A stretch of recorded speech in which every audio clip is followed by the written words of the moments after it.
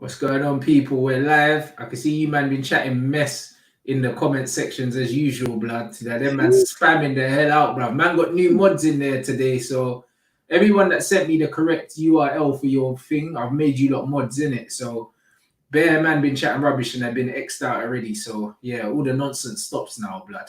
What are you saying, fam? Come on, man. What you saying, bro? Good. Can't complain, bro. You know them ones can't complain, bro. I told them, man, there, get your questions in. Do you know what I'm saying? So yeah, bro, man, I'm gonna do a little Q&A for you lot. So, bro, we'll go through the questions. We just start from the top, man. Really. Let me see what's going on. I see the mods are timed out there. People love that. Yeah. You know, everyone's on a power thing now, yeah? Yeah, bro, that's what it needs to be, man. They need to keep control of the comment section because when we're going, man can't be trying to, you get me? Can't be trying to control that and trying to do the thing, bro. And said, you man got your trims yet? Yeah, I got my trim already. My hair's not even bad, you know. I'm trying to do a little experiment with it right now. You get me? So wait until about August times. You know what I mean? I'll be back. I'll be showing you. I hear that. What's going on, brother? We'll go through and pick out some of the questions you want man to answer. All you need to do is just tell me what time they sent it and what the name is, and I'll find them in it. So yeah, I'm scrolling through now anyway.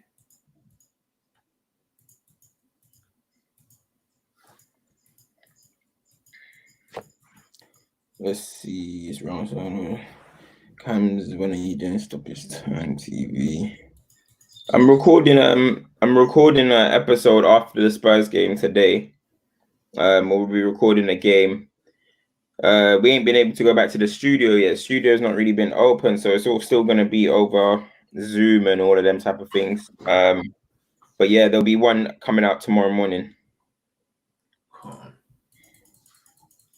What was that thing saying yesterday anyway with the boxer, bro? Like, yeah, bro. It was very good, but yo, that guy David Adley, yeah, he's very outspoken, very confident for somebody that's just got his career started.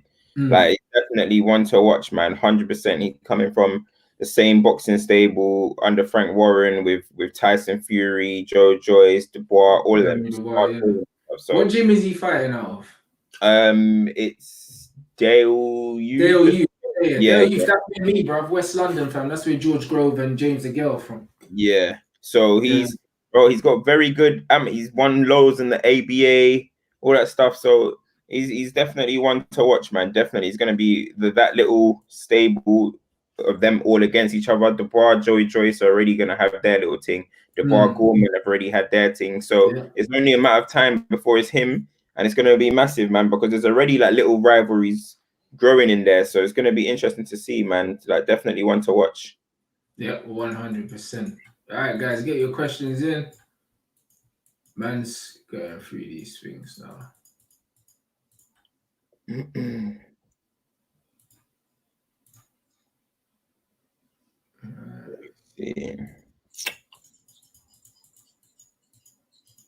just to let you man know, blood, like if man are in the comment section, yeah, on this hurry up, this, that, and the other thing, I'll just block you in it. I just don't care, bro. You know them ones, like it's not even that deep. It's not even that deep at all, bro. I say mods on a rampage, you know. You're right, you know that, fam. That's it, bro. You know, get your questions in. Big up, man. All right, cool. All the questions are coming in now. Yeah, remember, it could be questions about any topic. Any football question. Don't have to be United, don't have to be anything. Whatever you've been thinking over the years, anything. And we'll try and answer it. This is the first question I'm seeing here, bro. Thoughts on Havertz to Chelsea, bro? Thoughts? To be honest, I think that's if they can get Havertz, I think that's a very good signing.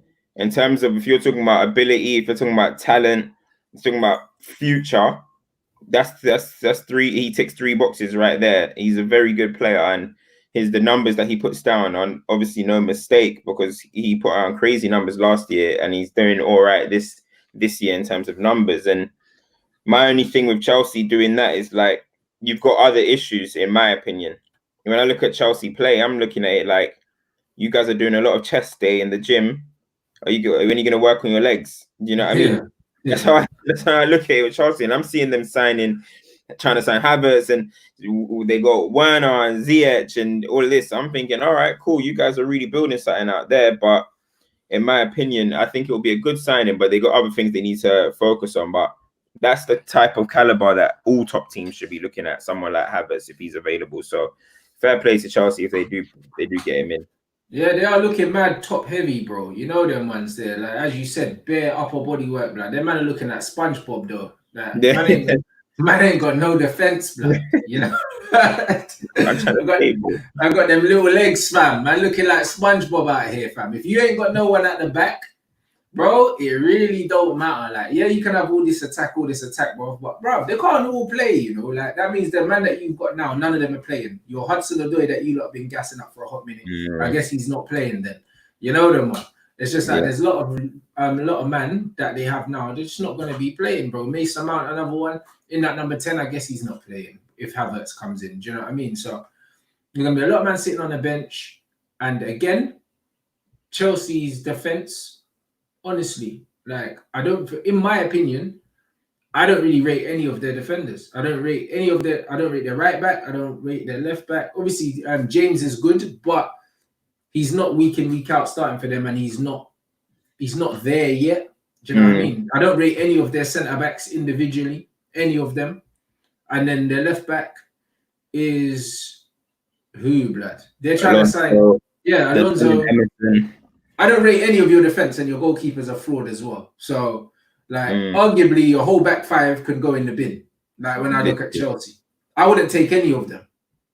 Do you know what I mean? I wouldn't take a single player in their back five. So, that tells you all you need to know, innit? So, all of this concentration on the front, it's all well and good, but unless the back gets addressed, I think you're still going to finish next season where you are now. Like, do you know what I mean? Around the third, fourth mark. Like, I don't think you can challenge for the title without a defense. I mean, you've got Kepa. Obviously, you mentioned you got Kepa. Sorry, I think he's like 20th or something in save percentage or something. That's crazy. If you've got a keeper, that you basically can't rely on your goalkeeper. So I think Chelsea might have to look from the ground up. Do you know what I mean? They're looking from the up down, but I think they should be looking from the ground up. But again, I understand it's not often you get players like Ziyech on the market, Werner on the market, have so available just like that, and without anybody really competing with you for them signings as well. So it's not often that it really happens. So I get why they're taking advantage of it, but I think they might grow to regret that still. Yeah, I hear that. All right. This one, Greenwood, best youngster in the Premier League. What are you saying?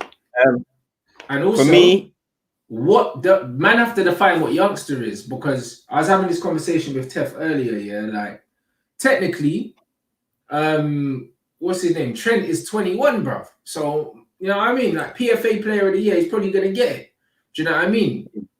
But then on the season that Mason's had, like man is saying, there should be like a rookie award or something. Do you know what I'm saying? Because the season that Mason's having, like man's on course to breaking Wayne Rooney's record for his first season. There's no way he doesn't win something. Do you know what I mean? It's mad. He just got to win out. He just got to win United's thing, you know, like that. Yeah, United's thing. But the way I see it, I always like, no matter in the youngsters thing, once I see you as established, I take you out of the conversation. Yeah, Trent is a certified Champions League and Premier League winner. He should not be in a conversation anymore with the young bulls that are coming at this 2000 generation. He's done his thing. He's established. We don't, you know what I mean? We don't need to mention him. You know what I mean? As you said, let's call it Rookie of the Year. That's perfect for him. We don't really like using American terms. Yeah, but Rookie of the Year, for me, who's the best young talent coming out of the Premier League? And for me, it's either Foden or Greenwood. And I'm edging towards Greenwood because one, I love the two-footed thing. That's special. You could be an average footballer, but if you're born with 2 feet, you've got something special about you. You know what I mean? You can be averaging if you got 2 feet, and the fact that he can use it to that level. And listen, goals is what I watch football for. I know Mason Greenwood is putting the ball in the back of the net 24 all the time, so that's why I'm going to edge towards him. I think he's probably the best talent that I've seen come out of Carrington in ages. You know what I mean? In a very, very long time. So I'm going with him. Phil Foden is very close, and there's a big shout out to Saka. You got a shout out to there's a few. There's Reece James. There's a few that are out there that are doing their thing and looking like they're going to be top talents. But for me, Mason Greenwood, I watch him. I say, wow. Every time I watch him, I'm like, wow, this kid. And the thing is, I've already seen as the season's going on, his general play is improving. He knows where to go. He knows. And you're only 18 years old and you're making this way 15 goals as a 18-year-old in your first season playing football. Honestly, like, I think right now he's the best youngster in the Premier League, and I love Phil Foden, but I gotta go with Mason Greenwood. Different class, man. Yeah, Mason's special, and the thing is, I always said when Mason first played, like Mason would go missing in games, innit, because his movement off the ball needed improvement, innit. Like, he had all the ability in the world, but when he was playing on that right hand side, the game would bypass him sometimes. Do you know what I'm saying? And he wouldn't really get on it. He didn't know when to come short and all these things. And you've seen that develop in his game now. You're starting to see him track back, win the ball on the edge of the box now. His overall game's developing. He was always a good finisher. Like, his all-around game, I'm just watching this guy improve every match. And then not only is his performance is improving, but then when I'm looking at the numbers as well, the numbers are improving. Like, do you know what I mean? Man scored 2 goals with his last 2 shots, bro.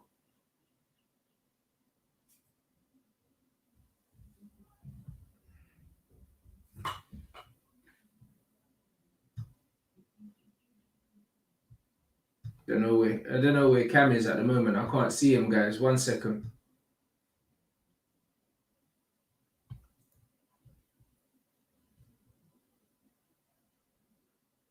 Yeah, he's logged out. He'll be back.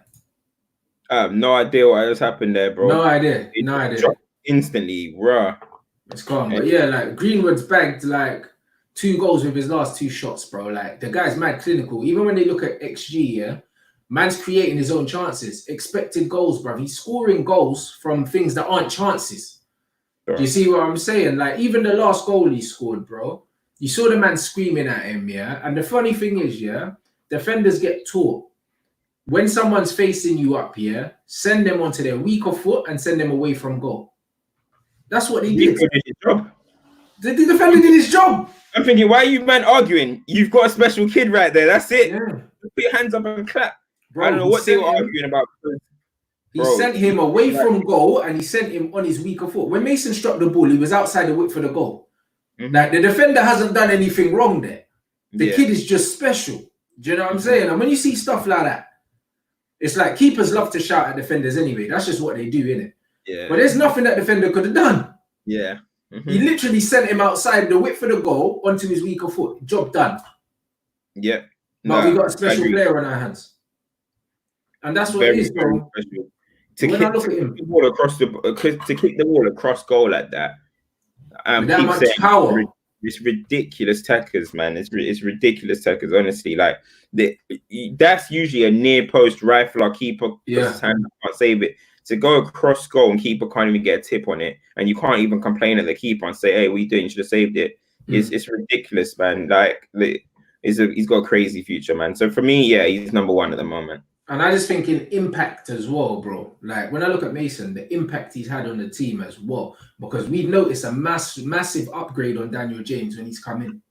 Do you know what I'm saying? With Saka's been playing very well. Do you know what I mean? And it's kind of like, but maybe it's the position he plays in or whatever, but the impact that Mason Greenwood has had on this team is a much bigger impact than what Phil Foden's had on Man City, because he's got way better players around him, bro. Like, Phil Foden's come in and City aren't winning games because of Phil Foden. Do you know what I'm saying? Like, United are comfortable because of Mason Greenwood, bro. Like, we went 1-0 down and he just slapped the ball in the goal, bro. Like, this guy's changing games. You know what I'm saying? He's changing games. Like, is Saka changing games week in, week out? Not yet. Do you know what I'm saying? Is Phil Foden changing games? Not really. Do you know what I'm saying? Not their fault that they play in a different position.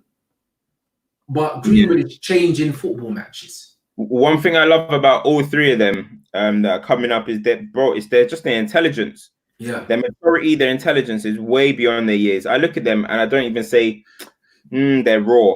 I don't say anything like that. Like, there's some talents you look at and you're like, oh, that he's raw. Like, he's not really that ready yet. You know what I mean? But he's a baller. But when I look at these three, I'm like, I've seen Saka play left centre back, left back, left wing back, centre mid, right wing, left wing at 18 years old. I mean, I remember when I used to see Raheem Sterling play right wing, 10 and left wing. And I used to be like, wow, this guy's intelligence is crazy. And now you got Saka playing defense all the way to attack. All he needs to do is play up front. He's played every position on the pitch. So the maturity levels of them two. And when you look at Phil Foden, he doesn't look like a player that was even born in this country. He doesn't. Player that he was coming out of La Masia or something. Yeah, moving like young Jack Wilshere blood when Jack Wilshere came through. Like the intelligence, like even when you look at his goal the other day, got the ball, set it back, gave it, popped it around the corner to De Bruyne. De Bruyne give it back, finish it off the weaker foot. Like it was so cool and calm and above his age. Do you know what I mean? And I'm just like, listen, them three like are not only very, very big talents, their mentality already, they've got it figured out. And you look at some players, you got like Hudson-Odoi, I think he's raw. You got Reece James, I think he's raw a little bit. You know what I mean? And I rate him, I think he's raw. Who else is there? There's I don't even know who else I can name. There's who else has been doing their thing. You got all these other people like Dwight McNeil and all these other people. Like, all these players are raw. But when I look at Mason Greenwood, Saka, and Phil Foden, their maturity and their the way they play is well above their age group, man. Like that's quality, man. And that's where the level of consistency comes with. You know what I mean? You see there's a lot of raw players. They're very inconsistent. You don't know what you're going to get. These men just have natural quality, and you can throw Jaden into that because he's their age mate. Yep. Do you know what I'm saying? Like, them men are just consistent, bro, because they just have so much quality, bro. And I said it about Sancho. I say it about Saka as well, Phil Foden, Mason Greenwood. These men play football at their own pace, bro. They've all got pace, but pace doesn't make their game, bro. They look like they've got so much time on the ball. They get their head up. They make the right decision more often than not. Like I said, Mason last game lost the ball only 3 times. The game before he lost it 4 times. You know what I mean? And you've got other more senior players losing the ball 15, 16 times. Like the guy is special, man. Do you know what I mean? Saka's another one. You very rarely see him just giving the ball away for ball's sake. Same with Phil Foden. I don't think I've ever seen anyone tackle the kid. Like he just glides around the pitch, moves it on, and he just looks so accomplished, bro. Like, and man say, these guys need minutes and stuff. Phil Foden doesn't look like a player that doesn't play every week when you watch him play. At all. He doesn't. He looks ready. I mean? He's ready. And next season is a big year for him. Next season is a big year for him because again, but with him, it's a mentality. It's going to be a mentality shift as well. Because Greenwood, for example, his is straight in. Like, listen, you need to come in and actually do a mad thing for United. Whereas you've got Phil Foden. Phil Foden, look, he's doing his thing right now, and he's been doing his thing kind of like all season. Every time he gets a little opportunity, but there's loads of games. Like when I looked at it, Foden played 30 games this season, 30 games last season, 10 games the season before, and that was I'm not too sure if that was in the league or all competition. I think it was all competition. So that's about 70 football matches of Phil Foden. Can you remember 70 football matches? You probably could not. Because there's a lot of games that he'll come on 15 minutes, probably not even touch the ball that much, come off. You don't need to speak about it. Whereas Greenwood, the way I look at it is like, you're starting, you got to do something here. Do you know what I mean? If you don't have a good game, we're all talking about it. Whereas Phil Foden, jump on, we're winning 4-0, knock it left and right, not really do anything, come off, education lesson. So that's the only difference. And even with Saka, he's been straight in. And Saka doesn't even play as a left back, and he looks like he could potentially be England's future left back, let alone wherever he wants to play. So big up them. I think they're all in different situations, but I think Greenwood right now is the one where it's really like, oh, we have something here. Like, there's no way he's gonna fall apart because at the end of the day, one thing you can always bank on in football is goals. Yeah, goals. You can score goals. You're gonna be a good player. You're gonna be nice. It doesn't matter what system you're in. Doesn't matter. If you're gonna score goals, you're nice. And that's what Mason Greenwood is doing right now, banging goals. And boy, the future's so bright, man. 100 thoughts on Koulibaly to Manchester City, bruv. It's a mad one because I said it like quite early on in the season, yeah. Even when I saw Liverpool running away, I was like, you know what? Next season just stinks of a Manchester City like backlash. Do you know what I'm saying? And them losing Laporte for so long definitely hampered them, bro. Do you know what I mean? It's weird because you're looking at Manchester City and you're saying, look at the squad depth. But defense is the one place, central defense is the one place they have no depth whatsoever. Like Otamendi's a clown. John Stones he's never been good. Do you know what I'm saying? Like he's absolutely stole a living playing at Manchester City. Yeah, John Stones Absolutely not stole standard it. at all. Yeah, he's absolutely stole a living. They got rid of Mangala, someone else they spent a lot of money on. They haven't recruited centre halves well at all. Do you know what I mean? But if they get Koulibaly in there next to Laporte, yeah, that centre back partnership is the best centre back partnership in the Premier League immediately. Nah, no, bro, easily. And not only that, the ball playing between Koulibaly and Laporte and Edison behind, safe, bro. They're gonna be breaking lines that you didn't even know existed, fam.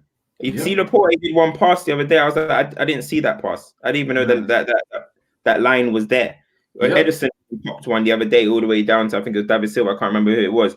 I was just like, yo, this is a madness. So if they get him, it is worrying. I'm not gonna lie, it is worrying. I mean, I would not like that. As a United fan, I would not like that. I would not want to see Koulibaly and Laporte playing together. And you know what? I'm not even a big fan. I think in today's game, Laporte is a great centre half. Yeah. I don't think in the past Laporte is a great centre half.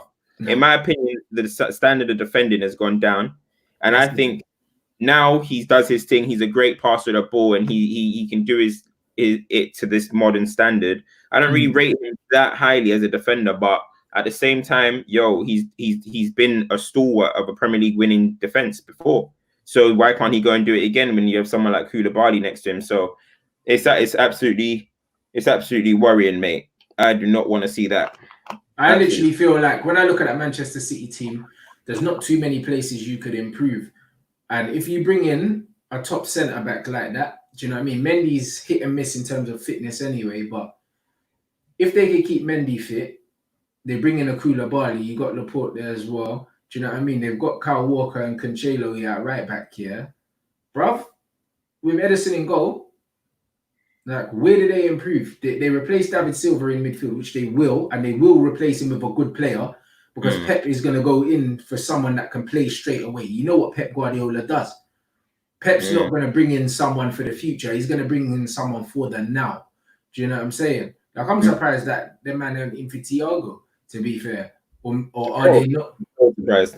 I mean, but maybe they are. You know them ones there, bro. Like, you just never know what's going on. Do you know what I'm saying? They bring in a top midfielder to take over from him and a centre back there. They don't really need to improve. And what? They could replace Sane if they really wanted to. And if they replace Sane with a top baller again, bro, City are looking frightening, bro. Yeah. They're looking frightening.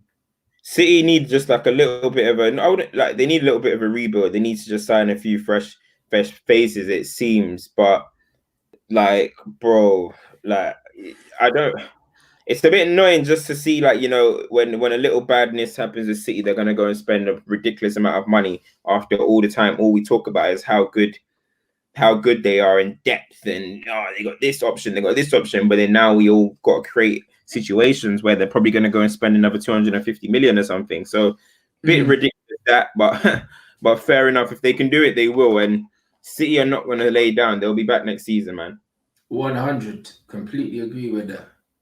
A common one that man always get. So we just need to address the elephant in the room, bruv. Man, I'm saying Anthony Martial versus Bobby Firmino. And the mad thing about this is, like, Firmino's not a striker. He's never been a striker. Do you know what I'm saying? But it's one of them ones that he always, because he plays up front, even though he doesn't really play up front in that system, do you know what I mean? Their two furthest forward players are actually the two wide players, and he plays like in a withdrawn number 10 role. But he always gets compared to other centre forwards, because he plays up front. But his goal scoring record's terrible, bro. You know what I mean? It's terrible because he's not a goal scorer. He was an attacking midfielder when they bought them, and Klopp has transformed him into almost like a false, not even a false nine. He's more like he plays in a 10. Mm. You know what I mean? But so he is the focal point of the attack, but then he's not the main goal scorer. So he gets compared to the likes of Anthony Martial and all these other things. Then you see his goal record, which is abysmal, and then people start to compare him and say that he's a fraud and he's not that good and this, that, and the other. I think that people are not taking into account his job for the team. His job's not to score goals. If his job was only to score goals, they would have replaced him already. Facts. I agree with that. I mean, for me as well, I feel like what he does, I respect. Do you know what I mean? What he does, I respect. My only thing with Firmino is, but you touched on it a little bit in terms of that he's not a striker, which is fair. But my only thing is, if Salah and Mane were out and he was there to now be the one to provide goals, could he provide it? Do you know what I mean? And I don't think he could. But in my opinion, I think he is a good player. In terms of who's better between him and Martial, it really depends what you're looking for, because I think Martial can link up well. But Martial, he's given me some goals. But then Firmino, one season did break the 20-goal barrier himself. So I believe so. So it's kind of a tough one, because Firmino falls in kind of a little box where it's like, is he a striker or is he not? Can you compare him to goals? Can I compare Firmino to Aguero? I don't know if I can. But do I compare Firmino to KDB? No, I can't. So like, who am I really comparing him to? The only person I can really think of that is similar to him is like Thomas Muller in a way. Like, they're kind of positionless. I don't really know what position you want to claim. Do you know what I mean? But in terms of his importance and how good he is to Liverpool, you can't take that away from him. Do you know what I mean? So, I mean, at this present moment, if I'm starting a team from blank piece of paper, I'm taking Martial all day. If I'm Liverpool, I ain't taking Martial for Firmino. So it is like one of those ones. But I think as a player, who's a better football player and who's better, I think it's Martial personally. That's me. Yeah. But this is the thing with Firmino. Like, people don't understand. Yeah, it's the job that he's doing at the team, innit? That's what you can only judge Firmino on the job that he does. You know what I mean? He helps them win the ball back. He presses well. He facilitates the attack, and he also makes it a lot easier for the two guys outside of him to score a lot of goals. If he was more selfish and more lazy and he didn't work as much for the team, the other two wouldn't score as many goals. It's that simple. So he's instrumental in facilitating the system that they're in, bro. And because on paper, you can't legislate for all the pressing and like the runs that he makes and all these things, man will look at him on paper and say, yo, this guy's washed. But he's not a crap player. Yeah. Now, anyone that understands the game. Well, his shots to goal record ratios are quite bad. Yeah. And that's got nothing to do with being a 10 or whatever you are, because if I gave all them opportunities to Bruno, he's banging how many goals? If I give all them opportunities to KDB, if I give it to, so there's no really excuse in terms of his actual finishing rate. Like, I think I saw he shot 51 times at Anfield, 0 goals this season. You know what I mean? Like, that's embarrassing. That's embarrassing stats. So at the end of the day, there is still lights on him a little bit in that regards. Do you know what I mean? Because we can talk about the intangibles and stuff, which is great, but sometimes you still got to give us a little bit more. Exactly. And when you compare that to Mason Greenwood, who's got 3 goals in his last 3 shots. Do you see what I'm trying to say, bro? That's what I mean. No matter how good Firmino is as an all-round footballer, one thing that can't be disputed is the guy can't finish. He cannot finish his breakfast, bro. Because how's man not scored in 50 shots? And Firmino's not a man that bangs shots from 25 yards out. So that means he's missing easy chances, bro. Yeah, exactly. And it's crazy because I've seen Firmino score some beautiful goals, bro. Yeah. I've seen him score some nice goals. So I guess he's just not a natural finisher, I guess. But it is what it is. It is what it is. But 51 shots and no goals is in at home. Like, you ain't even scored at Anfield. Like, that is crazy, fam. That's craziness. Absolutely. All right. Nah.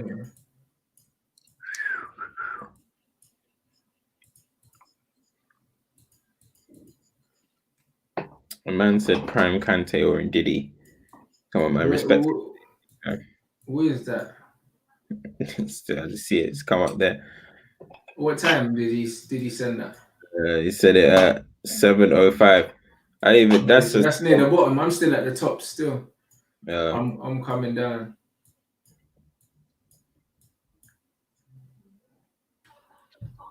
Those mods are moving mad, boy. Yeah. Them man said, I'm reading them controlling the thing, fam. yeah, they're packing them guys up, bro. That's what needs to be done. What goal output should an elite a striker making in a 38 game Premier League season, bro? An elite striker. An elite striker should be scoring at least 1 in every 1.5 games. Yeah. If we're talking about elite, let me tell you elite strikers. Henry, he would have done that. Aguero, he would have done that. Van Persie, he would have done that. Van Nistelrooy, he would have done that. Harry Kane, he would have done that. If you're an elite goal scorer, if you're an elite striker, Luis Suarez, you should be looking at around 25 goals per. You should be looking at around 25 league goals per season. I think Henry scored 25 or 24 league goals plus like 5 years in a row. Yeah. Harry Kane at one point scored 21 goals, 24 goals, 29 goals, 30 goals, and they got injured and been hitting like 17 and stuff. 25 to 30. Okay, not everyone can get 30 goals. That's clearly we've seen, but 25 or in and around 25 goals per league season is what an elite strike. If you're an elite, is what you should be getting per 100%. 100%. 25, bruv. Listen, remember, like even Andy Cole said in his interview with Flex, I don't know if you lot saw it, but he was like, listen, certain man getting England caps and you man are give them pats on the back here. Them man ain't even got 50 career goals and that. You know them. He was like, bro, you know. And he calls a bad man. He just said, bruv, these men ain't got 50 career goals. And man are talking about England caps and that. Listen here, yeah. Talking about big money, bruv. You should be scoring 25 goals a season standard as a top striker. That's what Andy Cole said from his own mouth. And the footage is out there. He said, if you're not scoring 25 goals a season, you ain't no top striker, blood. And he was a gunman. Do you know what I'm saying? So if you want to be known as the elite, 25 should be your benchmark for the season, bro. 25. Literally, like, because if you think about it, like as I said, all the elite goal scorers are doing it, so we can't even shift goalposts for it. You know what I mean? Yeah, okay, Golden Boot was 22 goals last season between 3 men. Yeah, but that was a low scoring season. As I said, Harry Kane was scoring 29, then 30 the next year. That's an elite goal scorer. No matter what you think about Harry Kane, that man is an elite goal scorer. If he's fit, if Harry Kane is fit, he's giving you 25 in the league, no doubt. He might even give you 40 in the season. It's as simple as that. That's elite goal scorer. Lewandowski, elite goal scorer. Suarez in his prime, elite goal scorer. So I wouldn't shift it for no one. Like what we rate people like Wayne Rooney for other things they do, but he wasn't an elite goal scorer. He wasn't an elite goal scorer. Drogba was not an elite goal scorer. There's other players who can be top strikers. Doesn't mean you're not a top striker, but if you're an elite goal scorer or elite striker, I feel like you need to be getting 25 per league season. Consistently as well. Man should be able to put their hat on you and say he's getting me 25. He's getting me 25. The top strikers, all the men that you talk about, like your Shearers and all these man talk about, you knew that with your season ticket, you was getting a certain number of goals from them, man. You know what I mean? And if you're not getting that from your top strikers, bro, they're not elite, bro. You can be a good striker, but to be elite, you need to be posting these numbers every single season, bro. Toby Allen says, is Jose done, blood? For you? Jose is done. For me, Jose is done. For me, Jose is done. I feel like we're hanging on a little bit too much. We're hanging on for a long time now. We've seen him go from Real Madrid is when I really think it started getting a bit hot for him. Yeah, he won the league, but I don't know what happened to him in Spain, but they made him an angry man, bro. Yeah. Spain made him an angry man. Ramos ran him out of Spain, bro. They didn't get along with him. He come back, did his thing, stopped Liverpool from winning the title, then goes and wins his own title. And it's like, yeah, okay, cool. And then you implode again. And you implode, you falling out with the Hazards, you're falling out with the Costas and the Fabregas. You're falling out with a couple of players, fine. So now you're at Chelsea, and as real as it is, Man United were below Chelsea at that point in time, and when Jose came to us, right? I know he finished 10th with them, but Chelsea were a more equipped club, yeah. Yeah. So then he came to Manchester United, which, however people want to put it, was a little bit of a step down, yeah, at the time, not in terms of club size, but in terms of playing on the pitch. Come to Manchester United. 3 years at Manchester United did not work out. It did not work out. It was full of complaints. It was full of bad decisions. It was full of, I want to sell Martial. I want to sell Pogba. That doesn't make sense. Like, what, I'm benching Pogba for Sevilla. Like, just crazy decisions that he had through not tactically adapting, in my opinion. The whole year, let's park up behind the men. It used to, bro, the thing with Jose Mourinho, which I find funny, yeah, is when I used to watch Jose Mourinho, you know when he used to park the bus? Yeah. Chelsea, Inter Milan, whoever, they might even still score 3 goals that game, bro. They will still get chances. That's a masterclass. I was watching City v Chelsea when Matic made his debut against Yaya Toure, and that Chelsea were creating chances, bro. But they were doing the parking the bus thing. Yeah. But now when you watch Jose Mourinho's parking the bus, it's literally an onslaught. It's not a masterclass. Yeah. Your team is getting onslaughted, and you might draw. Like, it's not a masterclass. Just telling everyone, hey, that's what Tony Pulis will do. You might as well get Tony Pulis who'll do it, bro. Because if Tony Pulis did it, we wouldn't hype it. Yeah. Do you know what I mean? Because it's Jose Mourinho, we're attaching it to masterclass. So I don't really rate that. And I think, and now, okay, from Manchester United, you're now at Spurs. So he's just going down. Yeah, and you can't go anywhere from Spurs. Where can you go from Spurs? You have to go straight to international management because your career is done from there, really. Exactly. So, and he's got a big job on his hand. And I know the Spurs team, okay, look, the Spurs team ain't great right now, but I don't see Jose. I haven't seen Jose lift it. I haven't seen nothing. And there's nothing, if I was a Spurs fan, to look at next season and be like, do you know what, with Jose, we're going to make noise. Absolutely nothing. They already want him out. Bro, Arsenal fans are like, I'm seeing Arsenal fans saying, I'm loving watching football again. I'm like, at least they think something's happening. Yeah. With Tottenham and Spurs, I can't see nothing. In my opinion, Jose is done, man. And listen, Jose, I used to be jealous that Chelsea had him. He used to be my favorite manager. I mean, I can't even say that, but I love Ferguson. But obviously I love Fergie, but he's used to be the guy. I used to be like, oh, bro, Jose Mourinho. I used to watch his documentaries like 5 times, bro. I loved him. I was running around when we signed him. But the man is done. He is done, fam. Jose's goose has cooked a long time, blood. I told man about Jose already, yeah. Well, from when we had him, yeah. When I realized he was done out, yeah. I think it was, what team did we go out to in the League Cup? I want to say, who did my brother play for again? My brethren. It was a league team, bruv, that knocked us out in red, blood. United. Yeah, who beat us? Under Jose. Yeah, the League Cup, we got slapped out, bro. And that's when I lost my head and I was Jose out from that day, bruv. Them man in the comments will tell us. Derby. No, it wasn't Derby. It was the year before that. Bristol City. That was it. Bristol City. Yes. Reed. When we got slapped out by Bristol, that's when my head lost and I was Jose out. Listen, yeah, the way we lost to Bristol, yeah, that's when I realized this guy ain't got it no more. Do you know what I mean? And the thing is with Jose, what he does is when he's under pressure, he creates diversion tactics, innit? So what happens with Jose is when he's rattled, he throws someone under the bus, or he blames a referee, or he says something outlandish, bro.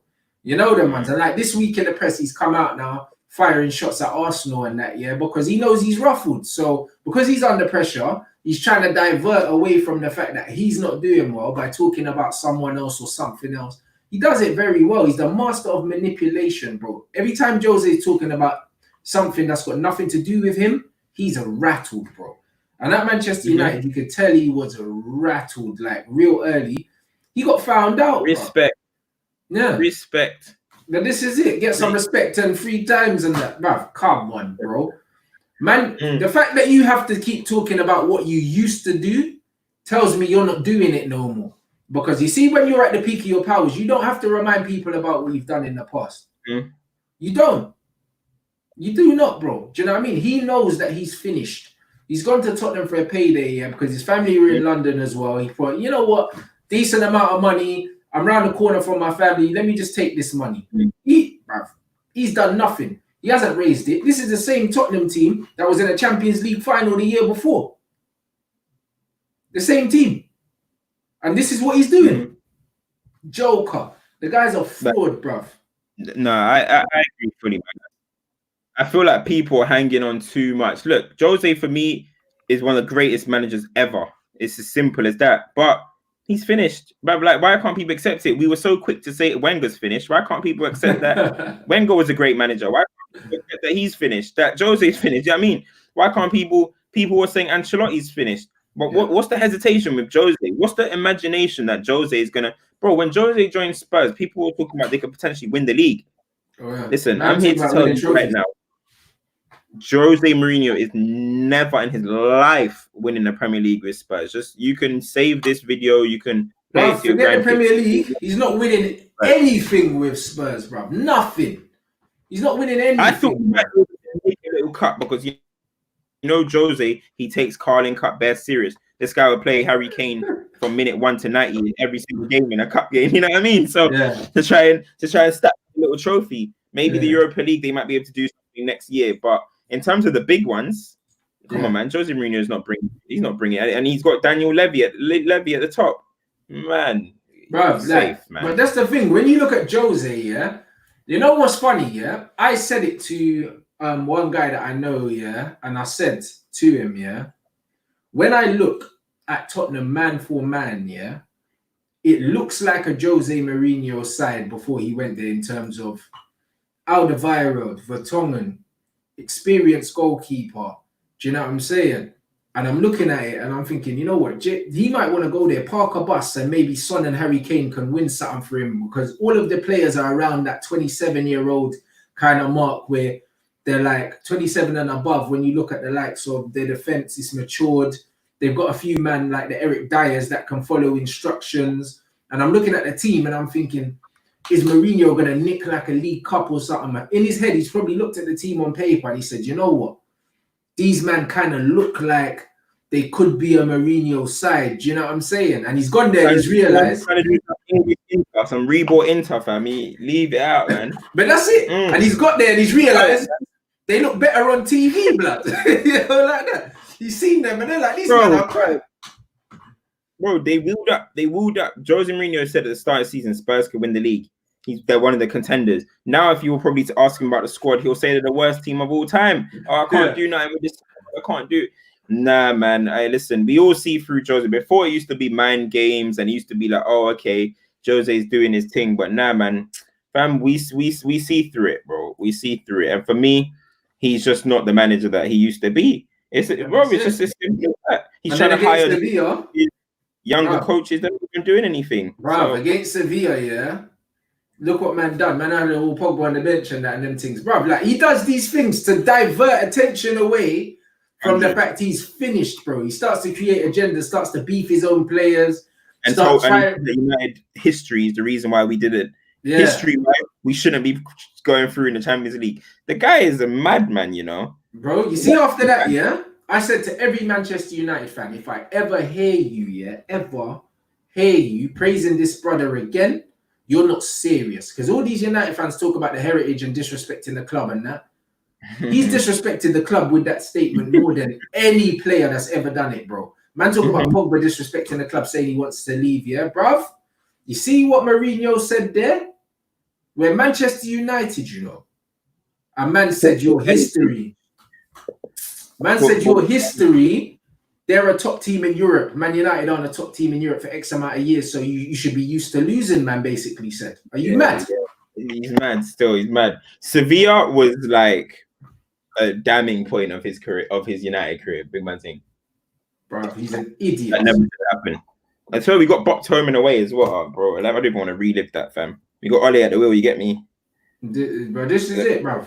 This is it. He said, as you said, he's a psychological manager. It's true. When his ego's under threat, bro, he deflects differently. For me, bro. I think Jose Mourinho comes in and he looks at like who's the talented player here, how can I? He thinks by making talents better is by getting into their head and possibly maybe they'll become an elite mentality that he thinks is an elite mentality. But what he doesn't understand is that, bro, look at his whole time.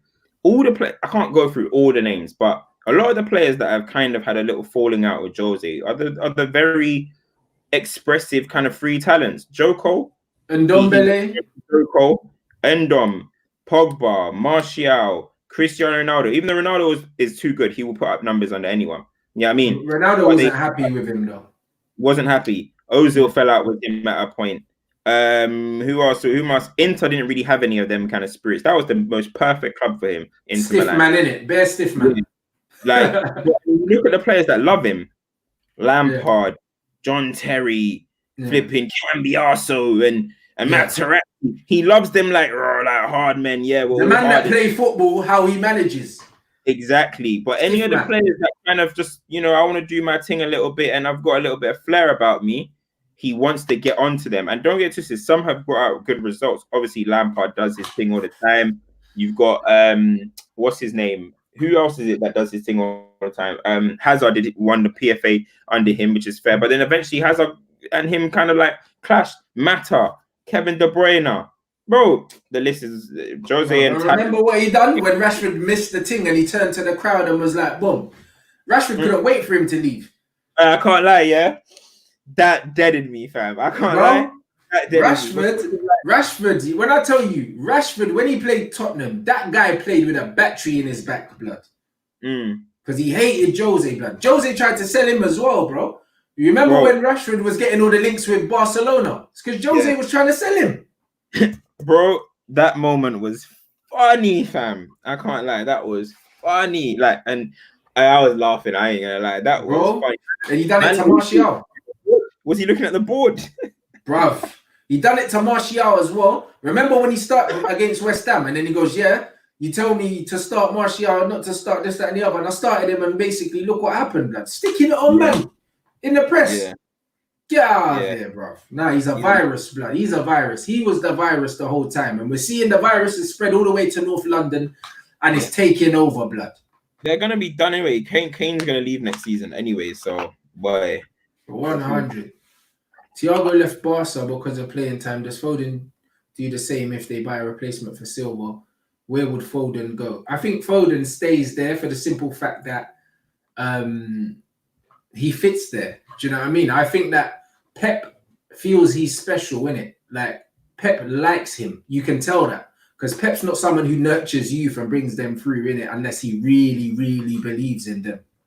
Do you know what I'm saying? And I believe that Pep actually likes him, bro. And also, Phil Foden is like a gift for Pep Guardiola for the football club. You know them ones. He can say, look, here, this is what I've built you. Do you know what I'm saying? And I feel like Phil Foden is almost like, even though Manchester City have loads of big players, he's almost a poster boy for Man City now. Because they're looking at him saying, yo, this is our youth. Come look at him. Now, even when you go to Old Trafford, you see pictures of McTominay, Jesse Lingard, Marcus Rashford. For all the good players we have, them Manchester boys are sprayed on the cage outside where the football thing is, because the community look up to that, bro. And I think that's it. And Phil Foden is literally like, he's a badge for Pep Guardiola. Pep Guardiola will not let him get away the way Jadon Sancho got away. Absolutely not. Yeah, no, I don't see Foden leaving. I don't see it. He's in good hands. Loves the club. Thiago was in a situation. You also got to think about who was in front of Thiago. Thiago had Iniesta, Xavi, Busquets, and Fabregas in front of him. I mean, bro, those are some of the best midfielders you have ever laid your eyes on. Yeah. So I understand. At City, so I understand why he was kind of like, yo, I'm a baller myself. I need to go and prove myself. But with Foden, I wouldn't say that. There was never really like, we could all see that Thiago was a talent, ridiculous talent at Barcelona, but there was never a hype train behind him. There was never really. Spain were dominating the world football. Everything was lovely. You don't need to get excited over Thiago. Whereas Foden, there's a whole excitement around him, and City will play to that. So no, I don't think Foden will leave City. I think he might even potentially become a one-club man, fam. Who knows? And also, it's his fitness, because it was him and his brother who were at Barcelona. It was Rafinha, innit? And them two, wavy ballers. Do you know what I'm saying? But again, his brother could stay fit and he couldn't. Do you know what I mean? Again, in football, like it just is what it is, bro. And also with circumstance. You now look at Manchester United. You look at Ethan Laird. He's a right back, but blood. So is Wan-Bissaka. Sorry, lad. You know, like that. It gets like, bro, it gets like that sometimes, bro. You know what I'm saying? You have to look at who's in front of you. When you was playing for Man United, bro, when David Beckham was on that right wing, bro, I don't care what you're doing in the academy, bro. Sorry. You know, like that. Yeah, facts. Like, don't matter. You know, like that. When Paul Scholes is there, sorry, you're not playing. That's why Pogba had to leave. Because look who's in front of him. Do you know what I'm saying? Sometimes it's not about you, blood. Yeah. You know what I mean? Sometimes it's not about you. I just think that Phil Foden's coming through at the perfect time. David Silva is leaving, bro. And the fans, the way they'll embrace Foden, yeah, they almost won't allow him to go under the radar. Do you know what I'm saying? They'll put pressure on the manager to play, man, because he's the first player that they really had to be proud of in a very long time. Rebecca Richards. Since Sean Brett. Yeah. Bloody hell. What a funny club. Like, literally. Right, Philip. If he done a Legends game for Man City, all their legends have played in the last 5 years. Literally, bro. They'll start having to call Stephen Ireland, Richard Dunn, and then man, they get me. They've got Darius Vassell, Wilfred Boney, and that. Where they got Paul Dickov and that. What's that Donny's name? Benjani. Sean Gota. Yeah. They love Sean Gota out there, boy. Bro. Wouldn't even make Man United's 8th team, bro. I'm not even capping. I'm sorry, bro. He would not. He'd go and he will score, blood. You see what I mean? That's why nobody takes Man City up. You can't take them seriously, bro. You can't. Man said feed the goat, you know. Don't kill fam. I'm about to start after this. I'm probably gonna start watching some Sean Gota highlights, bro. Bro, it's mad. You know, like that, bro. You know what I'm saying? He whack. But that's what I mean. So Man City, you have to say, like, what Pep Guardiola is building there, and also what their owners are building there, the way they've restructured the academy, the way they've like rebuilt the stadium, training ground, and that, bro. We might see a few more Phil Fodens coming through, but you never know. You never know. Yeah, no. They've got some ballers. They just fumbled so badly by letting Sancho go, because even though Sancho wasn't really one of their own, he's a London boy. Two, he came from he took a while for him to even get to City, but they could have ran with that. And that in the long run, that's a fumble, because now the fact that it was all good while Sane was there, but now that Sane is gone and Jadon Sancho is now one of the hottest wingers in the world, you guys you got to kind of look at it like we fumbled the bag a little bit, but for sure. They will, but you know what? But I saw they asked Pep about Jadon Sancho back to Man City, and you know what I love about Pep Guardiola? He's ignorant, bruv. You know that man. Like, he just don't care. Like the man asked him, he said, "He left, innit? Like, why are you asking me?" I said, "Why are you asking me about it? He left, blood. He's not welcome back." Even though Jadon left for good reason, you're not welcome back, bruv, because you left. Like, you know, he was moving like MJ, blood. He took that personal. You know that. I respect it, man. Turning down Pep Guardiola is not an easy thing to do. I respect it, because Pogba would not be playing for Manchester United if Alex Ferguson was here, bro. No. Couldn't come back. Not come back. So fair enough to him, innit? But what is the next one? What's the next question? Yeah, they did have Daniel Sturridge. I was going to mention him there as well as a player that came through. But again, Dan Sturridge, he's from the Midlands though, Daniel. Yeah, he's from Birmingham. Yeah, that's what I thought. So anyway, so again, do you know what I mean? He didn't blossom until the Liverpool days was when he was really doing his dirt. Do you know what I'm saying? Yeah, this is why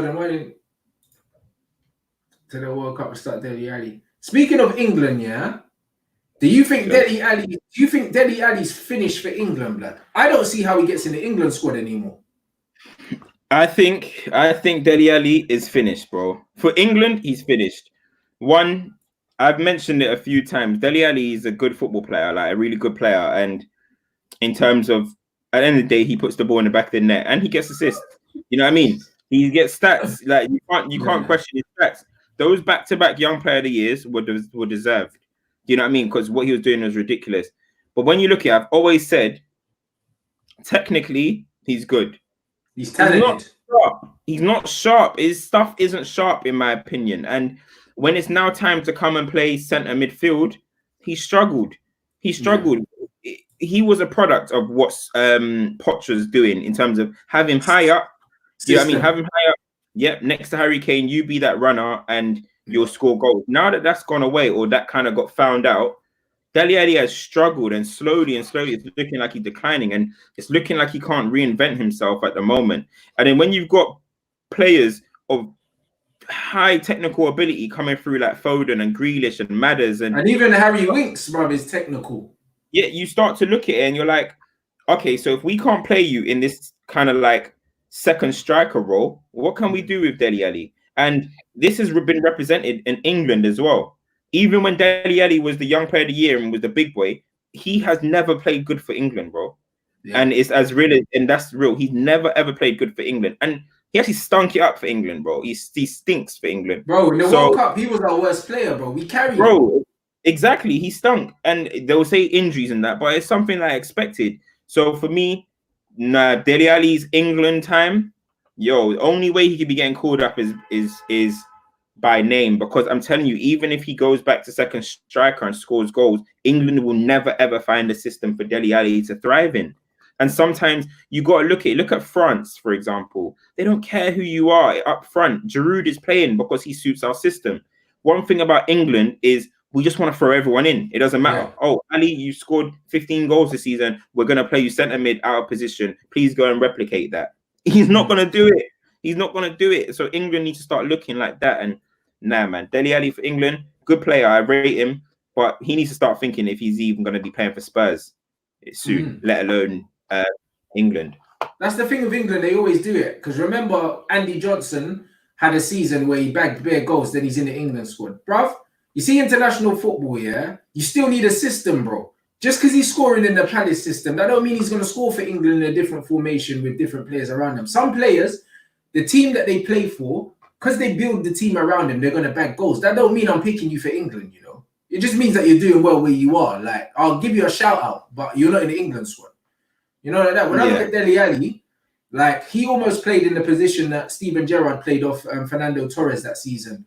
Like, almost like a second striker when Gerrard was bagging goals, yeah?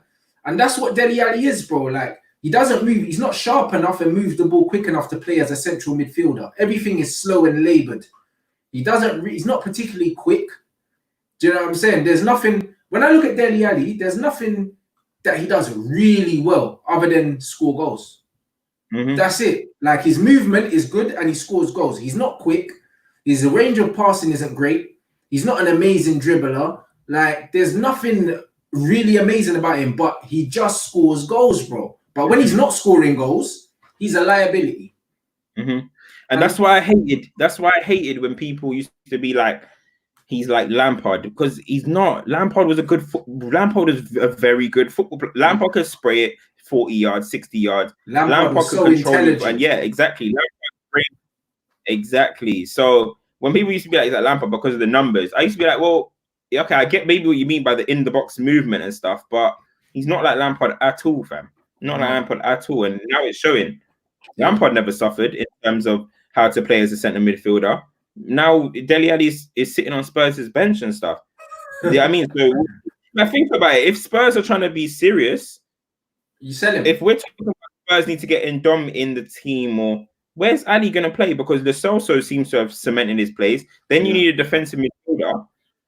So what? Where's Dele? Like, I'm actually asking, where's Dele Alli going to play? You don't really know. Ericsson left. That should have been a role maybe for him to take up and be like, yeah, I'm going to be the 10. He ain't got that craft to be the 10. He can't replace Ericsson. So all of a sudden, you're struggling there, man. Exactly. If there's any Spurs fans in their thing, tell me what you think Dele Alli is actually good at. Because you know what it is, yeah? You see when fans try to like sell a player to me, I say, all right, cool. Tell me what he's good at. Don't tell me you like them or you think they're good. Tell me what they're good at. Because there's nothing in his game. He's got a good touch. That's it. but he's a professional footballer. So what? He should. Do you know what I mean? Now, that's not enough to get in the team.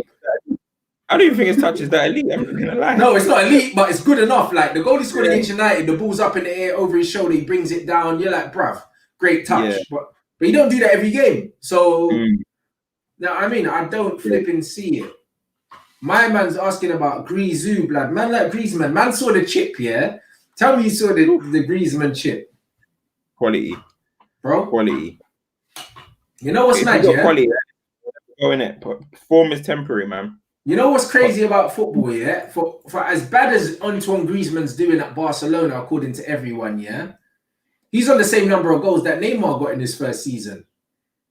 You know the... Yeah, but, listen, hey, that is prime Twitter stat, people.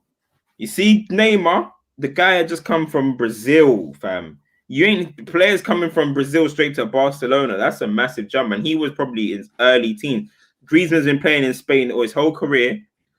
World class. What was he, 100 million or something? Ridiculous. Bro, Barcelona didn't want to pay after a while. 110. All right, 110 million. It's a different thing there, man. Like Griezmann should be going in and doing bits, but he just doesn't fit in. But that's what I'm saying. But you're saying he doesn't fit in, but that's exactly why I'm saying, yeah. Like the reason why I brought up the Neymar numbers is not because they're similar players, but because Neymar came into a system, yeah, that he's more adaptable to fit. Because Neymar is more of a fluid attacking forward. You don't bring in an Antoine Griezmann and play him left wing, bro. You just don't do it. That makes sense. It don't make sense, bro. Do you know what I'm saying? It doesn't make any sense, bro. You know them ones there. That's like buying a wavy car and just leaving it in your garage, black. What's the point? Yeah. Man can't see it. Barcelona have been doing that though. Bought Coutinho, shoved him on the left wing. Bought Zlatan, shoved him on the left wing.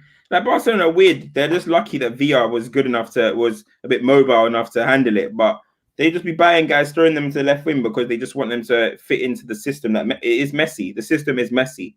That's the thing. Everyone calls Ronaldo a bad teammate and stuff, but he does his thing no matter who he's playing with. We're getting a 350 million pounds of talent, and people are telling me they can't play with Messi and all that.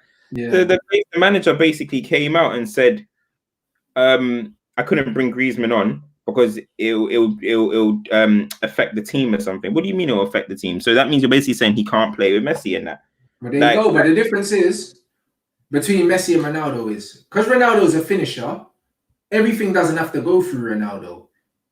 Everything has to go through Messi. Every second pass goes to Lionel, bro. Ronaldo's happy to let you man have it until it gets near the goal and then he wants it. But Messi literally is the engine in that game, in that team. So when you've got someone like Griezmann who likes to get on the ball, it just don't work. It's like when we had one Varane at Man United. You've got Keane and Scholes in there that would like to control the game. You can't have a Varane in there because Varane's an engine, man. He likes to control the ball, pick it off the centre half. But Keane wants to do that. So that's why Varane didn't thrive. It's not because Varane was rubbish, because man was doing 60-yard Rabonas in the Champions League, fam.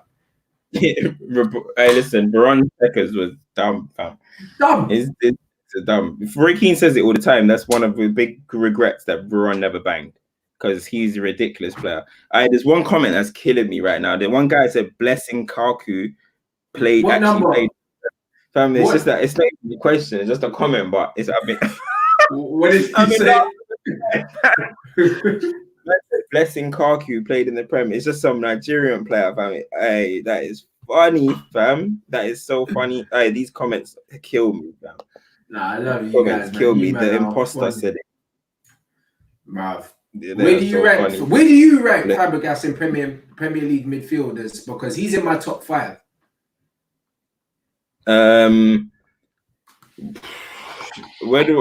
Top 5?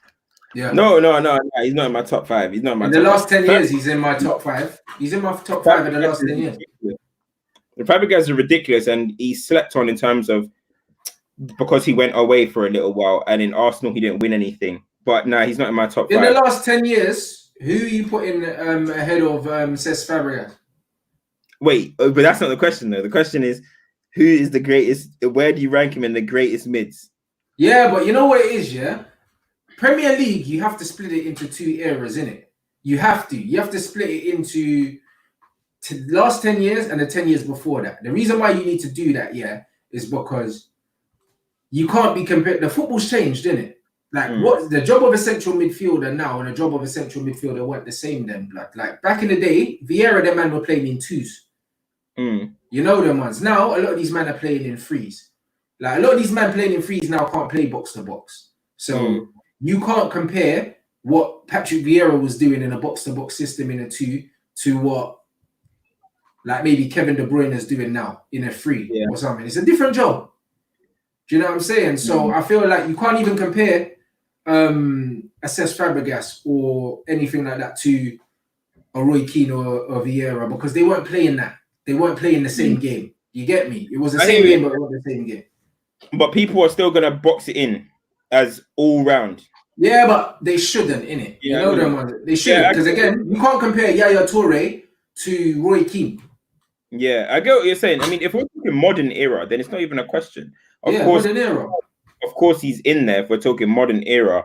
But for me, I mean, if they're talking like all round, you got Scholes, you got Lampard, you got Gerrard, you've got Keane, you got Vieira, you still got then you can maybe start thinking Yaya, Fabregas, David Silva. You know, you can start thinking around all of that. But for me, I think those are the top five. Probably those are. I ain't got an order, but I feel like those are top five. I wouldn't have him in my top five, but in terms of final third passing, he's the best final third passer I've seen in the Prem, fam. People will talk about Kevin De Bruyne and stuff, which is fair if they want.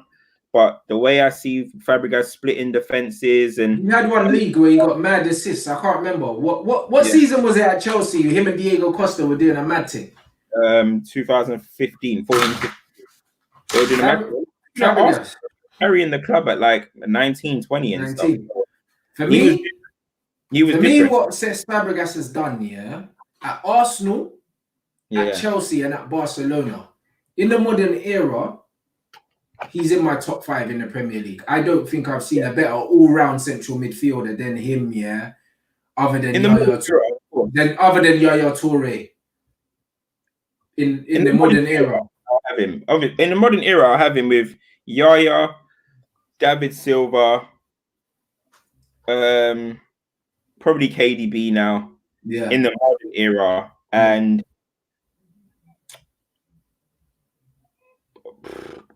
even KDB is not even a CM like that. You know them. It's hard to put for people like where to put people like KDB, but I don't know. I mean, I'm not really a big fan of Kante's thing like that, but he's done as well. But again, that's what I'm saying. When you compare Kante because he's not like the DM like Indeed, he's not. He likes to play box to box, but technically you can't see man like Fabregas and them man. So Kante's a weird one. Do you know what I mean? Like he's just a more easy on the eye version of Fred. Like he's a box to box that breaks up play. Yeah. Now somebody said I don't like KDB. It's not even that I don't like KDB. I rate KDB. People think I don't like KDB. Yeah.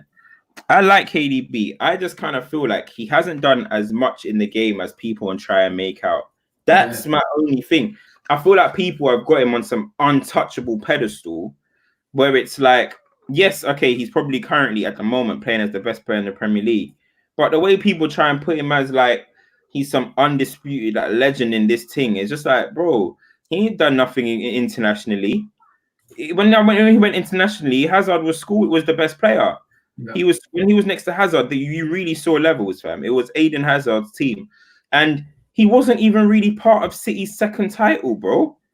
So it's like, he's got a title for the second title, but he played like 9. He was injured most of the season, and he was coming off the bench some of them, and some of the games Pep brought him on, started him. And KDB came off in 3 individual games. And those are going to be down as appearances. He didn't really play that much that season. And City still went and won the league. Do you know what I'm trying to say? So the way I see it, he had a good little 16-17. That was a good little nice initial season that he came in. He did his thing with, I'm talking about in the Premier League. He did his thing with, obviously, 17-18, ridiculous. And this season, ridiculous. But I mean, I feel like people have just got him a bit too high, man. They talk about him as if he's like already ready to join that Scholes, Lampard, and Xavi, and all these type of man's discussions. You know what it is, It's recency bias. That's what I mean. And this is why I don't mention Paul Pogba here when we're talking about Premier League great midfielders. Because I know in terms of ability he is, but he ain't done it yet. You know them, he ain't done it yet. You know them ones there. He'll be sitting next to man that's batted up the league for 5, 6, 7 seasons on the trot. I can't put him in that conversation yet, even though I know ability-wise he's as good as all of them. But that's not what the question is. Yeah, that's the thing with me. Like KDB ability-wise, you can't doubt him, bro. He's ridiculous. But I'm seeing like Redknapp, he's the best passer I've ever seen. I'm seeing discussions. Is he the best foreign import? I'm like, huh? Like, what? Can we just cool down with this thing? That's the only thing. I don't like when people get too overhyped. That's all. But you gotta be blind to try and act like you don't know that KDB's a baller. You get me? He's a top baller. Ridiculous. Was in Germany, did his thing as well.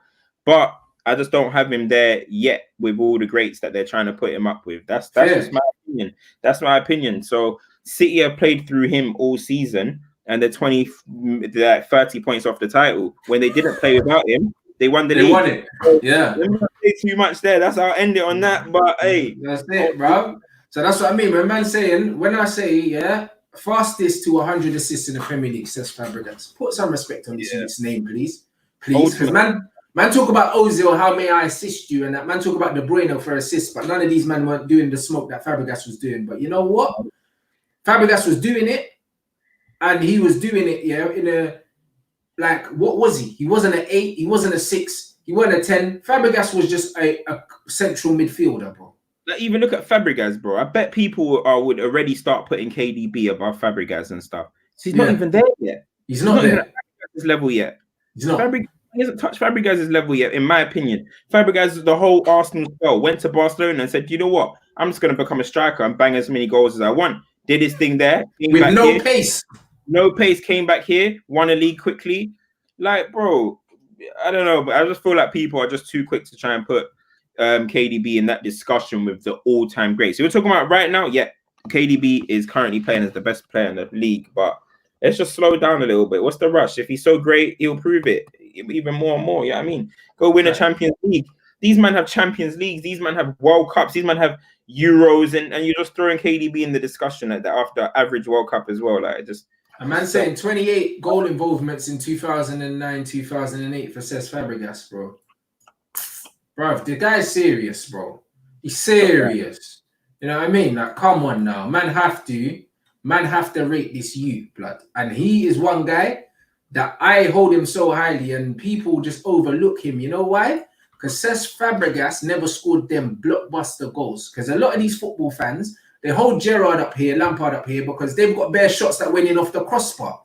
You know them, man. These men have got these Captain America moments, these British Bulldog moments and that, sliding on their knees and kissing cameras and that. Fabregas don't have that. So because Fabregas don't have that, bro, listen, football, a lot of these football fans, only remember moments, bro.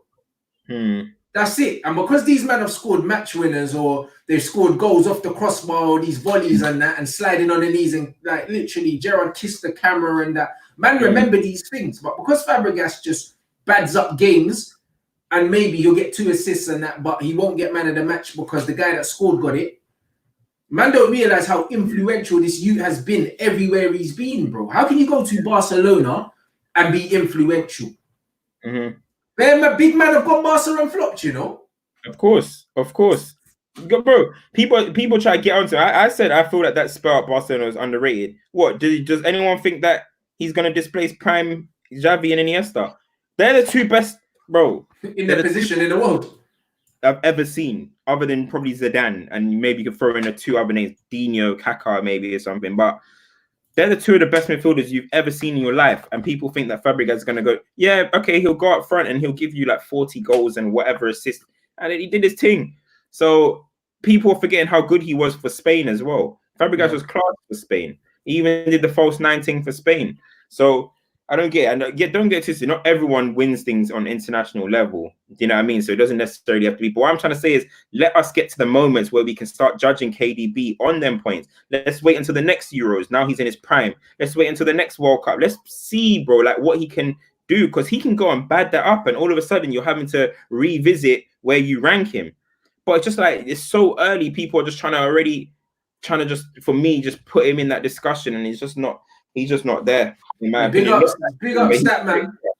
Big up Statman Baines, yeah, that's my Statman. Make sure you guys go and follow him on Instagram as well, bruv. Like, he's the guy that plugs me with all the stats for my show after the Manchester United games. Look at that. Man average 3.5 chances per game creation, you know. That's what Pogba's doing.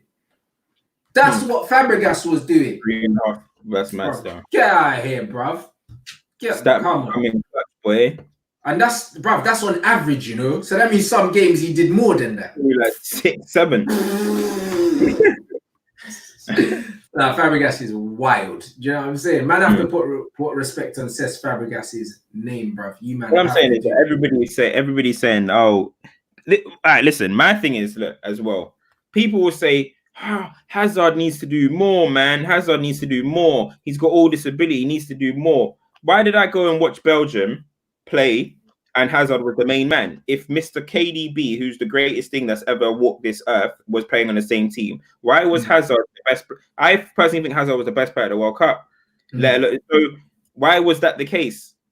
Don't tell me people are saying, "Oh, Lukaku's up front." No, Hazard had Lukaku up front. He tried to get the job done. He got 2 bro. Brazil and France, go and re-watch them games, masterclasses. So people will be getting onto Hazard. Oh, Hazard, this is this. Well, Hazard came, he did his thing in the Premier League. He went internationally, and he was the main man when a team that KDB was there. So you can't now start trying to say that you need him more from Hazard, but then KDB is the best thing to ever walk this planet, and you don't need more from him. So I just need consistency across the board. That's it, in my opinion. Facts. That's it. Gareth Bale, bruv. What do you think of Gareth Bale? I think he's the best player that Wales have produced, blood. I honestly do. I think that Gareth Bale. He's one of the best European players. You've got to start talking about British. He's arguably one of the best British players ever. Bruv, I think of our generation, I think he is. Like, I honestly rate Gareth Bale above Wayne Rooney, and a lot of people, obviously, are Man United fans. I do. I do. Nah, not for me. That's I do. Why is this your guy? Why is this your guy? You know why I say? I love Bale, by the way. Love God. Let me tell you why I do. In terms of his overall, like, what he's done for Wales, yeah? Man played for a deader team, much deader team. I see man slap free kicks, yeah, and drag man into tournaments they don't belong in. I see man bat it up on the Champions League final stage. I see man win games, bruv. The overhead kick that man scored in the Champions League final and that, bro. Gareth Bale, yeah, is to me is the elite of the elite, bro. Like, but not you know what I mean. No, I honestly, like, you see when you said that you don't think that Rooney was an elite goal scorer, yeah? I think Gareth Bale was elite, bro. Like, in the same, like, man was in the same conversation as a Cristiano Ronaldo, yeah, when Ronaldo was in his prime, bro. That's how good Bale was. I don't think that Wayne Rooney was as good as a prime Ronaldo or like up there with prime Ronaldo. I don't think Bale was up there, but I've always had Bale as one of the 5 kind of. There's like a little group of like 5 players who I had like underneath Ronaldo and Messi. You know what I mean? You got Robin, you've got Bale. You know, you get like Neymar. You think Rooney was levels with Neymar and them? I don't. Not at that point. But what you got to remember is a whole career span, bro. You got to remember. Bale was a madman. Yeah. Like, so good in my opinion. But obviously, one, he had a lot of injuries, which he did. Yeah. And if you're looking at his whole like kind of like career span, in terms of he's got the medals, he has got the awards. One Champions League he won, he didn't score in, bro. You know what I mean? Ronaldo was carrying and stuff. But in my opinion, you got the whole career span. Rooney coming through from 16, doing that, breaking England record. No, Rooney's had a better career. That's not what I'm talking about, though.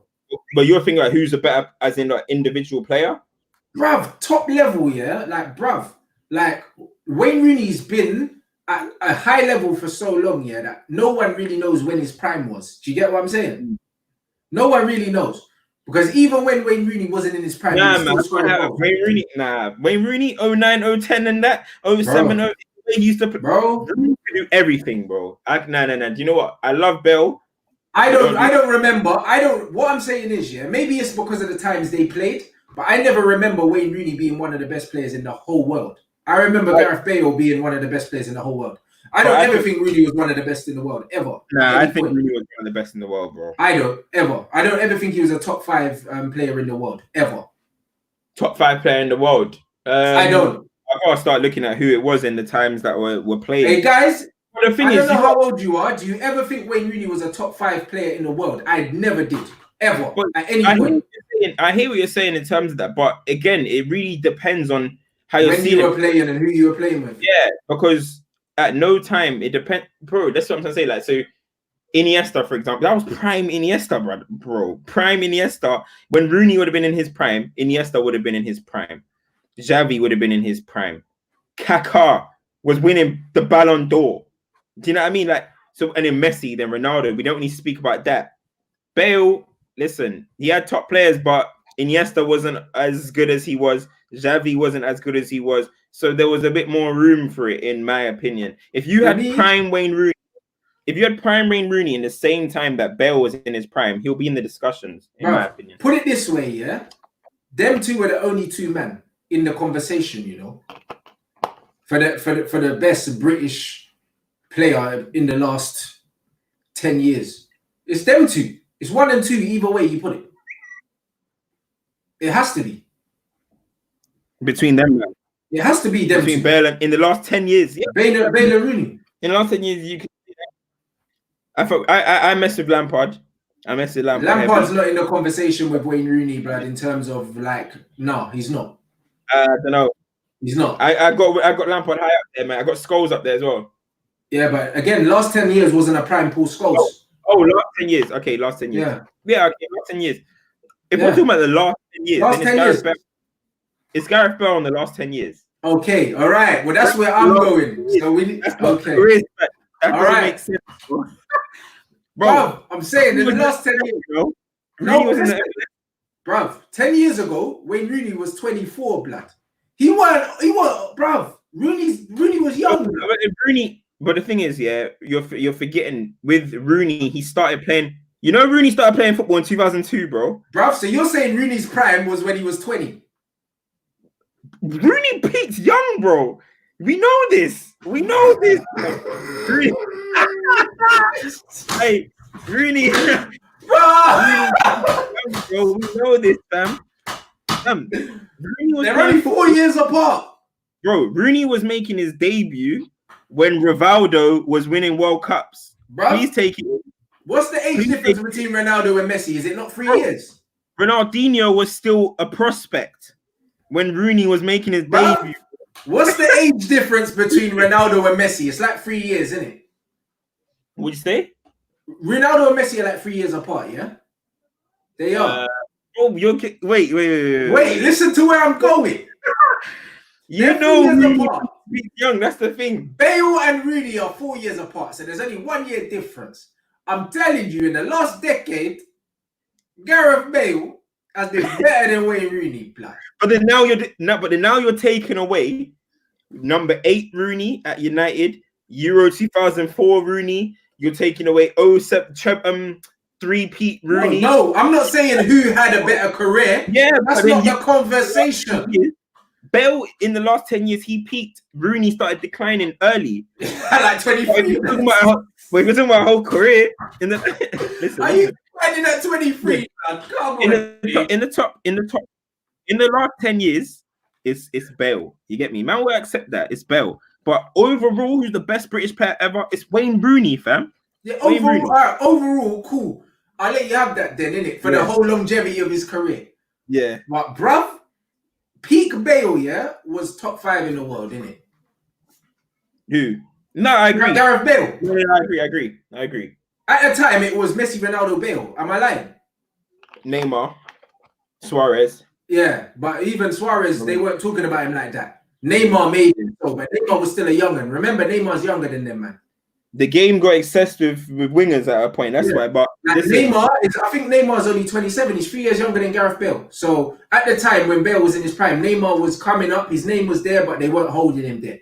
Remember, Bale broke the transfer record. Remember? Yeah.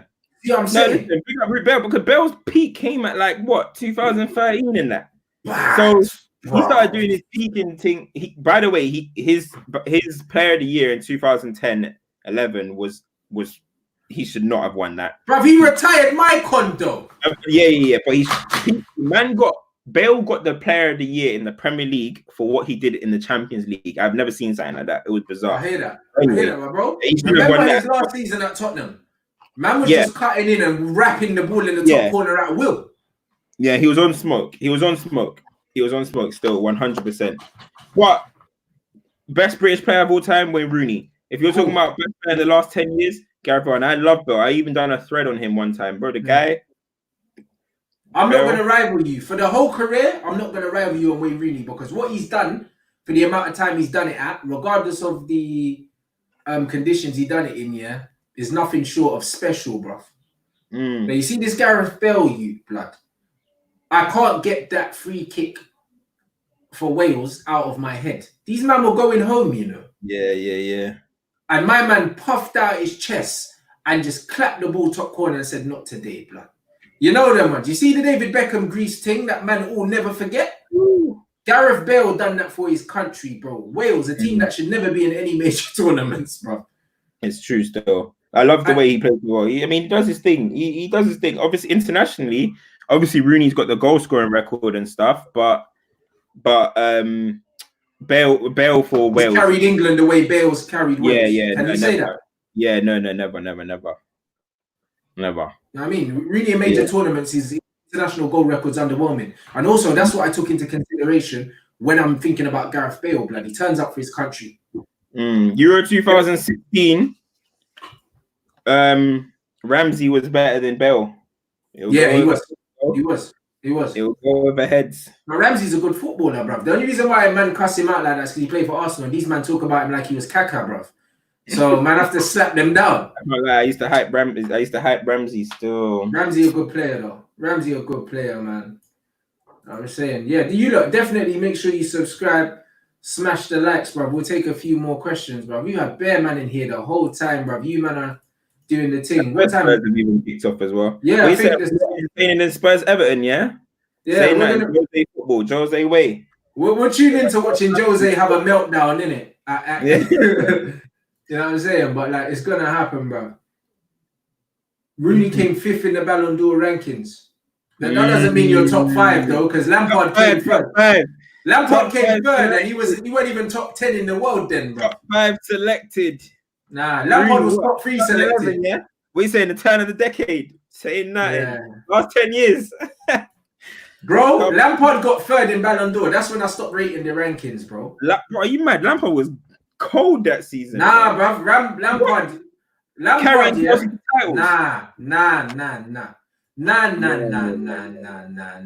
Nah. Listen. He deserves Listen. Lampard was like Bruno Fernandes, is the piri thing, and Lampard is the unseasoned version of Bruno, fam. That's what he is, blood. The unseasoned version, fam. Honest thoughts on Fabinho. Would you have him at United? Not anymore, because he's a scouser, bro.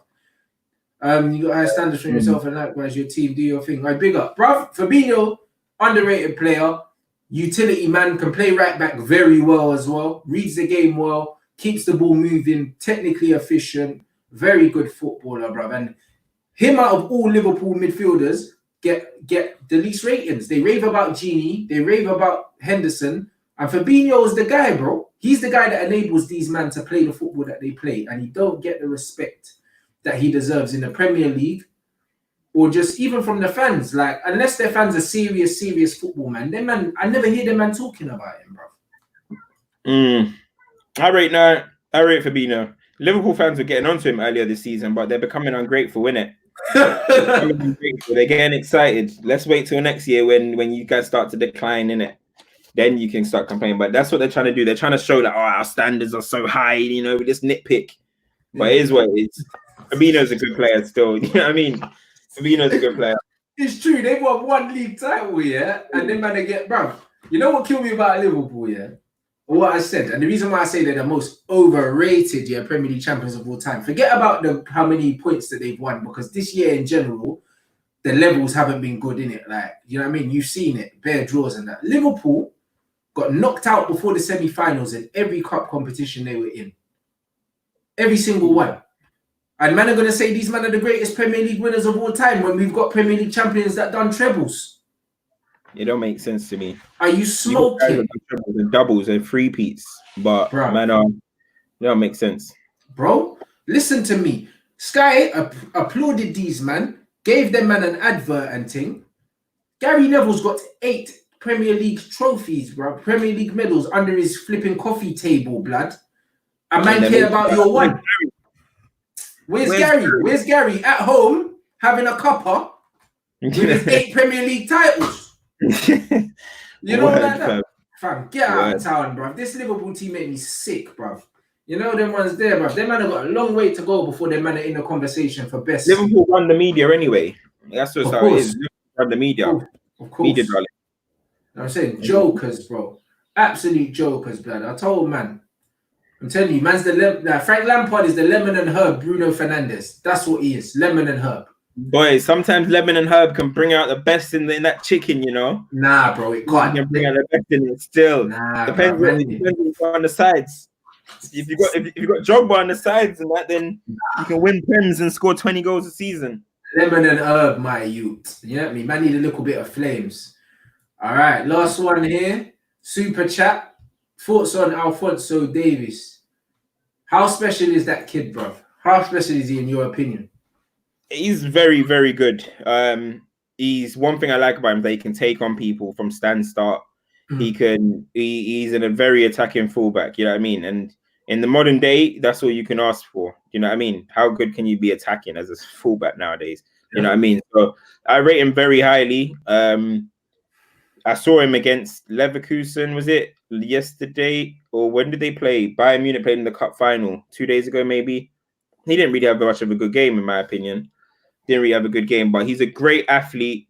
Still got a lot to learn, but the fundamentals are there. Absolutely rapid, can attack, can cross, can pick out a good pass. If he starts learning how to defend a little bit, but why would he start learning how to defend when you're playing for Bayern Munich in that league? You're going to be attacking 24/7, so you're just going to go and do the same thing in the Champions League or whatever. So if you're talking about modern day fullbacks, he epitomizes what a modern day fullback is. And yeah, man, that's all I got to really say about him. He's got a massive future. And we're talking about all these top youngsters. The bar is where he's at as well. So he's definitely way up there in terms of best young players in the world. So yeah. He's top 3. MLS. I came from the MLS. He's top 3. He's top 3. I don't know if he's Justin Gatlin's son or. Bro, and you know what it is, and what I was saying earlier, bro. You see these American players. One thing you're going to get with Americans, you're going to get fitness and you're going to get fundamentals. You know what I'm saying? When you look at Christian Pulisic, it's the same. Fundamentals. Receives the ball well, passes well, moves well, and has physicality. He's fast and he's fit. The Americans produce those athletes. And in the modern game, that's 99% of it, bro. If you've got a good engine and you've got good fundamentals and you can play in multiple positions, most of football's going that way.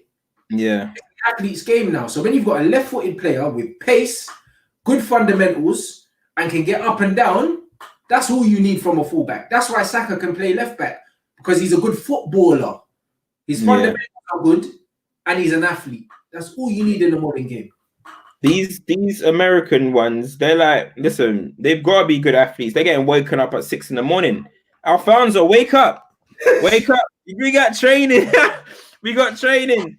Alfonso, wake up. Bro, the guy was probably doing runs with ankle weights at like 8 in the park while everyone was playing. Oh, he's Canadian, but them man's still playing the same leagues anyway, bro. The glitching, the guy, bro, he was probably honestly wearing ankle weights at 8 when everyone was out playing card and all that. He was probably doing sprints with 3 kg ankle weights on his ankle. So I'm not surprised, bro. I'm not surprised he's that quick. And yeah, man, he's got the fundamentals to be a top player, man. But let's see. Like, people will talk about like his brain or whatever. But I don't think, like, listen, fast players always take liberties, bro. It's not got. I don't think it's they're dumb. They just take liberties. Van Dijk does it sometimes, bro. Van Dijk will let you think and he'll chase you down, fam. He'll chase you down. Joe Gomez is starting to do that all the time. Van Dijk has now refined it. Yeah, I mean, but Joe Gomez does that all the time. Recovery defending. I remember Micah Richards. He used to be rapid and a beast. Recovery defending. Rio Ferdinand even used to do it back in the day when he was young. Recovery defending, fam. I don't think it's dumb. You just know if you're gonna give that pass, I'm gonna catch you. You kind of take the liberty, and it's natural. I don't think it means that you're dumb. Absolutely. You know what I mean? So yeah, and we know that he's Canadian. We know. Do you know what I'm saying? But yeah, we know he's Canadian, but them man play in America, bro. Like even when you've got like Vancouver and them, man, they play in the MLS. Like so, they still have an American education in terms of their football education. I mean, bro, and if they can't Drake the best. When you're talking about American rappers, you talk about Drake. Well, he's Canadian, bro. But hey, listen, I'm sorry, but yeah, that's what I mean. But obviously, and then when they come through the collegiate system as well, a lot of them will go to American universities. Do you know what I'm saying? So that's where you get me. But yeah, we know he's Canadian, but I'm saying his football education is very much like the American players, like the Clint Dempseys, like the Landon Donovans. They're going to be technically proficient and very fit athletes, bruv. Clint Dempsey was here just running through man, bro. Remember Brian McBride? Yeah, as well. He was machines, bro. Machines. Do you know what I'm saying, man? Well, big up you lot for tuning in. Make sure you slap that like button right there, man. Make sure you follow Cams as usual. Do you know what I mean? And yeah, we're gonna go over and hopefully watch Spurs lose, so I can see Mourinho have another meltdown. You know them way there, because there's no reason why. And actually, I'm gonna tune into my brother because I think he must be having a live stream. So you man can head over there. Yeah, he does watch alongs in it. So I'm not even gonna watch again. I'm gonna watch my brother. You know them ones because that's better. I'm gonna get some food. Gonna watch my brother. Hopefully, Everton beat them. Do you know what I mean? Just to rub it in. You get me? And yeah, bruv, like I'm gonna see you lot. What am I doing tomorrow? I'm on. No, I'm doing. Oh, it's not live anyway. I'm doing a show with 90-minute football tomorrow. So I'll give you a lot more details about when that's coming out. But I'm filming that tomorrow morning. So yeah, remember what the American Pele boy? Freddie Adu, done no blood. You know them ones, but he was one of them ones. And Josie signed him at 15. By 19, he's winning World Player of the Year. For sure. You know what I'm saying? But make sure you smash a like, guys, before you leave. Do you know what I'm saying? We had pretty much over 1,000 people watching most of the thing. Smash the like. Make sure you subscribe if you haven't already. Head over to Cam's Twitter and Instagram. And make sure you follow that up, brother. The YouTube channel soon come. Soon come. You get me? Loading. That's it. When his YouTube channel comes, then yeah, we'll be plugging that as well. You get me? So big up everyone. Man, then we'll catch up with you lot soon. Love, man.